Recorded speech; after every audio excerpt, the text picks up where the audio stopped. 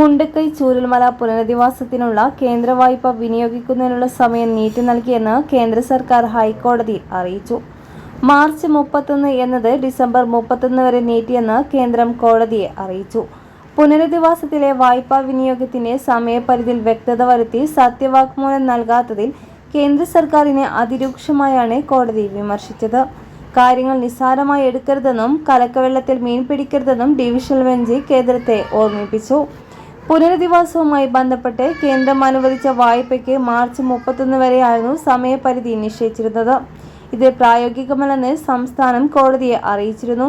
ഇക്കാര്യത്തിൽ 3 ആഴ്ചക്കകം മറുപടി സത്യവാങ്മൂലം നൽകാൻ കേന്ദ്രത്തോട് കോടതി ആവശ്യപ്പെടുകയും ചെയ്തു.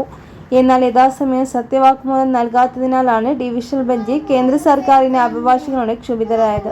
കലക്കവെള്ളത്തിൽ മീൻ പിടിക്കരുത് എന്ന് ഓർമ്മിപ്പിച്ച കോടതി ഡൽഹിയിലുള്ള ഉദ്യോഗസ്ഥൻ ഹൈക്കോടതിയുടെ മുകളിലാണോ എന്നും ചോദിച്ചു.